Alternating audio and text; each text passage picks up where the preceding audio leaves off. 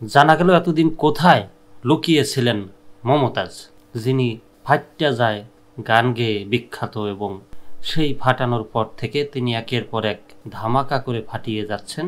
সংসদ ভবন থেকে শুরু করে গানের মঞ্চ, একদম সব জায়গায় তিনি ফাটিয়ে বেড়াচ্ছিলেন।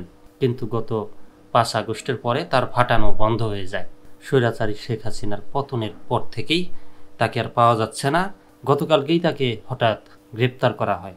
মাঝে মধ্যেই তিনি বিছানার ভিডিও আপলোড করতেন যে বিছানায় আছেন। এখন তিনি কোথায় আছেন? জেলখানায়। সে খবরটাই পড়ব। কোথায় লুকিয়েছিলেন? মানিকগঞ্জ 2 আসনের সাবেক সংসদ সদস্য ও জনপ্রিয় কণ্ঠশিল্পী মমতাজ বেগমকে গ্রেপ্তার করেছে ঢাকা মহানগর গোয়েন্দা পুলিশ ডিবি। সোমবার 12 মে রাত 12:15টার দিকে তাকে গ্রেপ্তার করা হয়।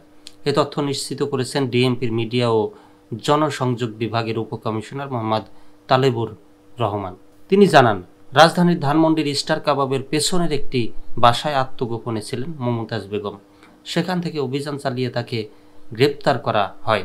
তার বিরুদ্ধে একাধিক মামলা রয়েছে, যার মধ্যে একটি হত্যা মামলাও রয়েছে বলে জানা গেছে। ডিবির যুগ্ম কমিশনার মোহাম্মদ নাসিরুল ইসলাম জানান, আওয়ামী লীগের সাবেক এই এমপির বিরুদ্ধে রাজধানী ও মানিকগঞ্জে বৈষম্য বিরোধী আন্দোলনের হত্যাসহ একাধিক মামলা রয়েছে। গোপন সংবাদের ভিত্তিতে সোমবার রাত 12টার কিছু সময় আগে ধানমন্ডির স্টার কাবাবের পেছনের দিকে বাসা থেকে তাকে গ্রেপ্তার করা হয়েছে। মমতাজকে ডিবি কার্যালয়ে রাখা হয়েছে। দ্বাদশ জাতীয় সংসদ নির্বাচনে মানিকগঞ্জ 2 আসনে আওয়ামী লীগ মনোনীত প্রার্থী ছিলেন মমতাজ বেগম। টানা তৃতীয়বারের মতো নৌকার মাঝি হিসেবে টিকিট পান তিনি।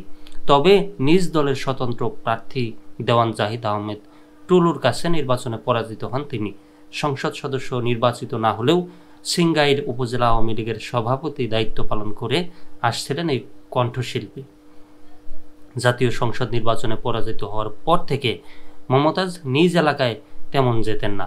এছাড়া উপজেলা আওয়ামী লীগের রাজনীতিতেও তেমন সরব ছিলেন না। গত 5 আগস্ট ছাত্র জনতার আন্দোলনের মুখে আওয়ামী লীগ সরকারের পতনের পর আত্মগোপনে চলে যান মমতাজ বেগম। এর আগে 2009 সালে সংরক্ষিত নারী আসনের মধ্য দিয়ে সংসদে যাওয়ার সুযোগ পান মমতাজ বেগম। এরপর 2014-2018 সালের নির্বাচনে জয়লাভ করে সংসদ সদস্য হিসেবে নির্বাচিত হন।